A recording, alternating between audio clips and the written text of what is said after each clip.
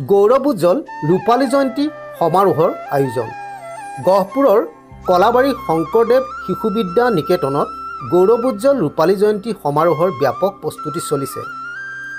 1997 চনতে ৰাইজৰ সহযোগত প্ৰতিষ্ঠা হোৱা বিদ্যালয়খনে ক্ৰমাগতভাৱে শিক্ষাৰ দিশত ছাত্ৰ ছাত্ৰীসকলক জ্ঞানৰ পোহৰ বিলোৱাৰ লগতে পঞ্চপতি শিক্ষা ব্যৱস্থাৰ মাধ্যমেৰে দেশৰ এগৰাকী সুনাগৰিক হ'বৰ কাৰণে শিক্ষা প্ৰদান কৰি আহিছে ছাত্ৰ ছাত্ৰীসকলক।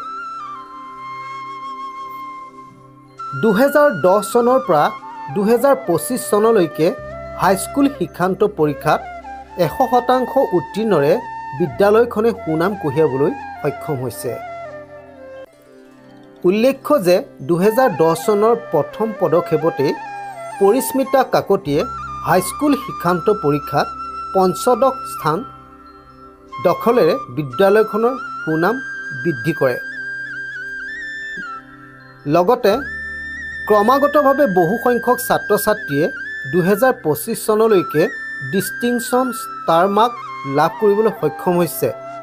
তাৰ সমান্তৰালকৈ সঁফুৰা বৃত্তি পৰীক্ষা, সংস্কৃতি আৰু জ্ঞান পৰীক্ষা, নিকেতনৰ প্ৰাথমিক আৰু মজলীয়া বৃত্তি পৰীক্ষাত বহু সংখ্যক ছাত্ৰ ছাত্ৰীয়ে স্থান লাভ কৰি বিদ্যালয়খনৰ গৰিমা অধিক বৃদ্ধি কৰিছে। তাৰোপৰি 2025 বৰ্ষত বিদ্যাভাৰতীৰ দ্বাৰা আয়োজিত বিজ্ঞান মেলাত ৰাজস্থানৰ জয়পুৰত প্ৰশ্নমঞ্চ প্ৰতিযোগিতাত অংশগ্ৰহণ কৰি বিদ্যালয়খনৰ 3গৰাকী ছাত্ৰীয়ে সৰ্বভাৰতীয় পৰ্যায়ত 3য় স্থান দখল কৰিবলৈ সক্ষম হৈছিল। বৰ্তমান বিদ্যালয়খনৰ প্ৰধান আচাৰ্য দিব্যজ্যোতি দত্তই কাৰ্যভাৰ গ্ৰহণ কৰি আছে আৰু 18গৰাকী আচাৰ্যই শিক্ষা প্ৰদান কৰি থকাৰ লগতে এজন কাৰ্যালয় প্ৰমুখ, এগৰাকী আয়া, এগৰাকী চতুৰ্থ বৰ্গৰ কৰ্মীয়ে বৰ্তমান কাৰ্যনিৰ্বাহ কৰি আছে।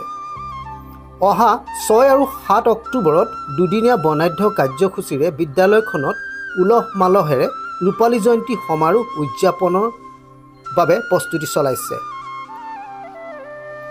আমাৰ হাতত প্ৰধান আচাৰ্যৰ কিছু ভাষ্য আছে, আপোনালোকক আগবঢ়ালোঁ।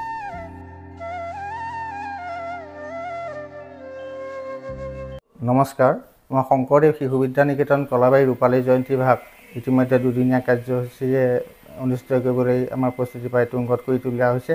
আমি দুদিনীয়া কাৰ্যসূচী আমি ৰাখিছোঁ। 6 অক্টোবৰ তাৰিখে আমি বিশেষকৈ প্ৰাক্তন ছাত্ৰ ছাত্ৰী সন্মিলন হ'ব। উক্ত অনুষ্ঠানত আমাৰ মুখ্য অতিথি হিচাপে উপস্থিত থাকিব আমাৰ আকৰ্ষণৰ কেন্দ্ৰবিন্দু চক্ৰপাণী পৰাশৰ, জ্যেষ্ঠ সাংবাদিক বাৰ্তালাপ। আৰু দ্বিতীয় দিনা কাৰ্যসূচীত আমাৰ মূল সভাৰ ৰাতিপুৱা আমাৰ পতাকা উত্তোলন, তাৰপিছত বন্তি প্ৰজ্বলন আৰু তেনেকৈ আমি এইকেইটা কাৰ্যসূচী। মূল সভাৰ মুখ্য অতিথি হিচাপে উপস্থিত থাকিব ডক্টৰ অজিত হাজৰিকা অধ্যক্ষ, ত্যাগবীৰ হেম বৰুৱা মহাবিদ্যালয়। আৰু নিৰ্দিষ্ট বক্তা হিচাপে উপস্থিত থাকিব শ্ৰী হিতেন্দ্ৰ প্ৰসাদ গোস্বামী, কাৰ্যালয় সচিব, অসম প্ৰকাশন ভাৰতী। আৰু ৰাতিলৈ সাংস্কৃতিক অনুষ্ঠানত ছাত্ৰ ছাত্ৰীৰ দ্বাৰা হ'ব। তাৰ লগতে সাংস্কৃতিক অনুষ্ঠানৰ মুখ্য আকৰ্ষণৰ কেন্দ্ৰবিন্দু থাকিব আমাৰ কমলিকা কাশ্যপ, সাংস্কৃতিক সন্ধ্যাৰ গীত পৰিৱেশন কৰিব। গতিকে উক্ত দুদিনীয়া অনুষ্ঠানভাগি গহপুৰবাসীৰ লগতে কলাবাৰী ৰাইজৰ সহায় সহযোগিতা আন্তৰিকতাৰে কামনা কৰিছোঁ।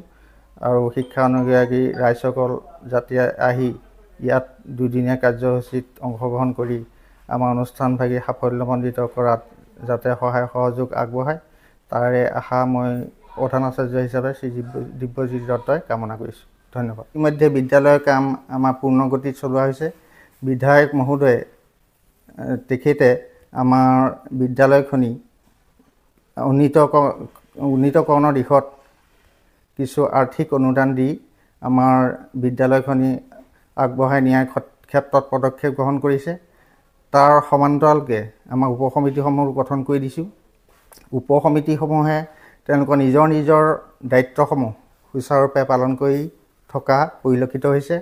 আমি আশাবাদী যাতে এই অনুষ্ঠানভাগি 2 দিনৰ কাৰ্যসূচী যাতে সুচাৰুৰূপে সম্পন্ন হয়, তাৰ ওপৰত আমি গুৰুত্ব সকলোৱে প্ৰদান কৰি আহিছোঁ।